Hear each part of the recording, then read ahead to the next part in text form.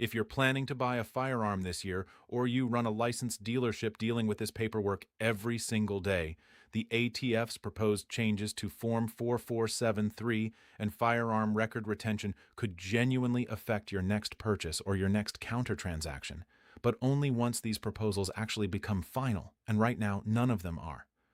Social media has been full of conflicting claims since these proposals dropped, some celebrating the end of an alleged registry, others warning of a stealth registry expansion, and almost none of it distinguishing between what's currently proposed and what's actually required at the counter today.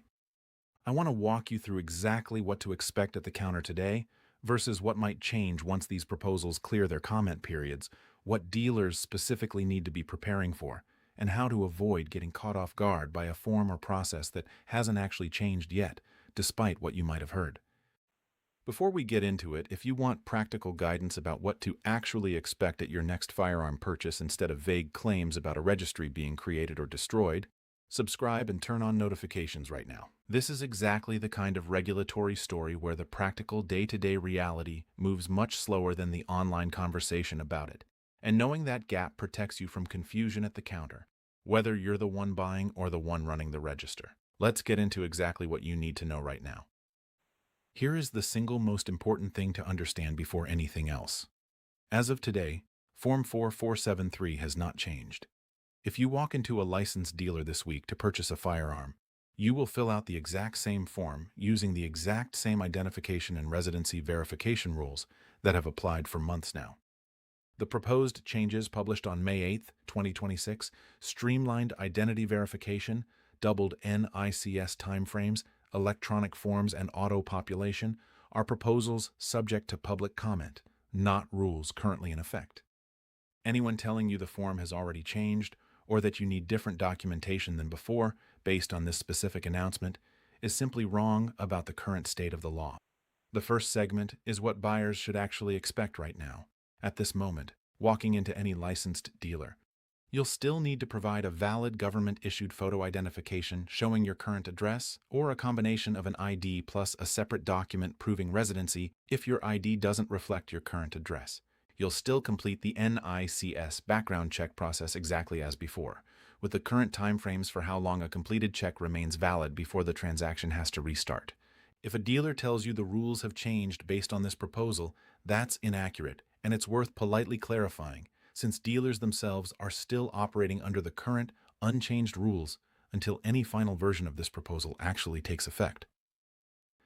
The second segment is what buyers should watch for once these proposals do eventually finalize, because understanding the likely direction helps you prepare even before anything is official. If the identity and residency verification streamlining proposal is adopted roughly as written, expect a potentially simpler, more clearly defined list of acceptable documents, reducing some of the current ambiguity dealers sometimes face when a buyer's documentation doesn't perfectly match standard categories, a situation that has historically led to some buyers being turned away or delayed simply because their specific combination of documents wasn't clearly addressed in the older rules. If the doubled NICS timeframe proposal is adopted, expect more flexibility if there's ever a delay between your background check clearing and actually completing your purchase, reducing situations where a check technically expires due to routine delays at a busy dealer. Delays that have frustrated buyers who showed up to complete a purchase only to be told they needed an entirely new background check because too much time had passed since the original one cleared. If electronic forms and auto-population get finalized, expect a potentially faster, less repetitive paperwork process at the counter, though you should still expect the substance of what you're being asked to certify, your eligibility to legally purchase a firearm, to remain fundamentally the same, regardless of whether it's captured on paper or electronically. The third segment is specifically for licensed dealers, because you have concrete, actionable preparation to do, regardless of how these specific proposals ultimately resolve. Review your current counter operations and identify exactly where the proposed changes, if adopted, would require updates to your staff training, your point-of-sale software if you use electronic 4473 systems, and your internal compliance procedures around identification and residency verification. Pay particular attention to areas the proposal specifically addresses: multiple sale reporting controls, under 21 transaction workflows, and private party transfer handling.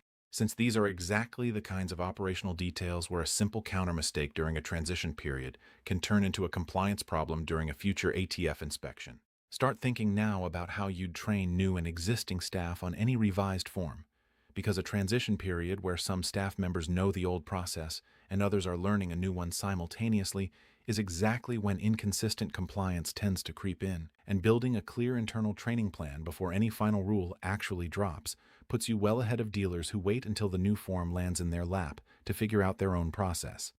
Submit your own comments during the open comment period if you have specific operational concerns about how a proposed change would actually work in practice at your business, because dealer-specific feedback during this process is exactly the kind of input that led to the Easy Check proposal being withdrawn entirely after receiving significant adverse comments. Showing this process genuinely can and does result in real changes to the final rule based on practical feedback from people who actually run these transactions every day.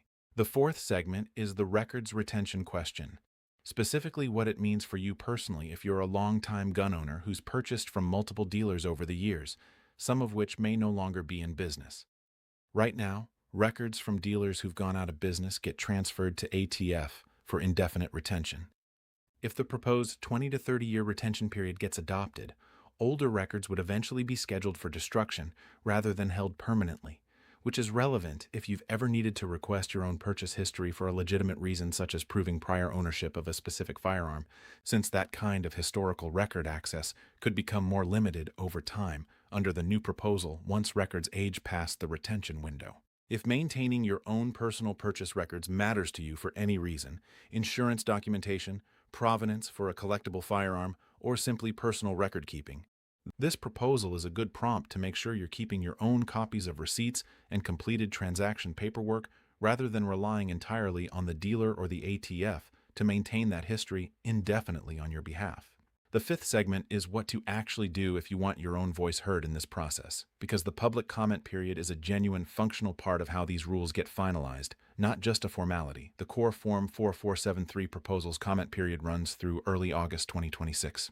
Comments can be submitted directly through the federal e-rulemaking portal, searching for the specific docket number associated with this proposal, and you don't need to be a firearms industry professional or a lawyer to submit a comment.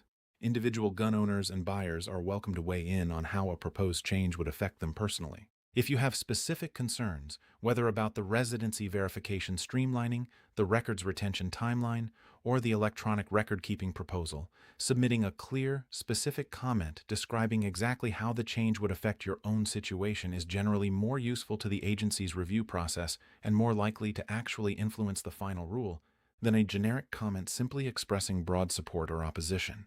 The sixth segment is a practical warning about misinformation specifically tied to this story, because the registry angle in particular has generated a lot of confident claims that don't match the actual regulatory text. If you see a claim that this proposal creates a national gun registry, or conversely a claim that it permanently ends any possibility of a registry forever, be skeptical of both versions, because neither accurately describes what these specific proposals actually do. The statutory prohibition on a centralized, searchable registry predates this proposal and isn't touched by it either way. What's actually being proposed is narrower, more technical, and considerably less dramatic than either extreme claim suggests. Exactly the kind of nuance that gets lost when a complex regulatory proposal gets compressed into a single, shareable claim. Let's step back and name what actually matters most, right now, today, regardless of how these proposals eventually resolve. If you're buying a firearm this week, expect the same process you've always known. If you're a dealer, use this comment period productively to flag genuine operational concerns, rather than waiting passively for a final rule to simply arrive. If you care about the outcome, submit a specific substantive comment, rather than assuming someone else will speak for your interests. And regardless of what you've heard about registries being created or destroyed, understand that the actual legal prohibition on a centralized database remains exactly where it's always been, unaffected by any of these particular changes. It's worth being honest about why this particular story attracts so much confident misinformation in both directions.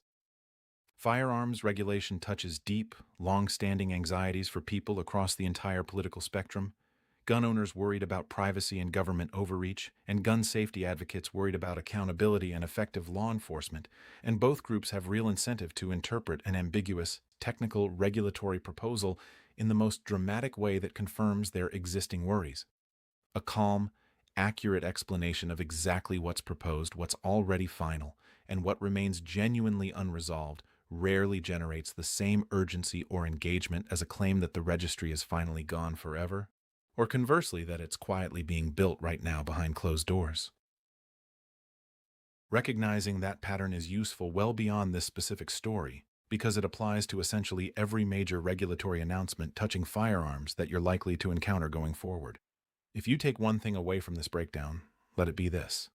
The gap between a proposed rule and a final binding regulation is where most of the confusion around stories like this one lives.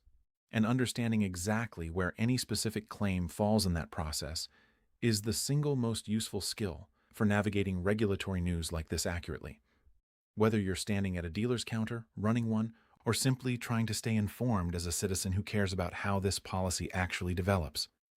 If this helped you understand what to actually expect at your next purchase or your next inspection, share it with a fellow gun owner or a fellow dealer who's heard the confusing version. Subscribe so you catch the final rule the moment it's actually official, and I will see you in the next one.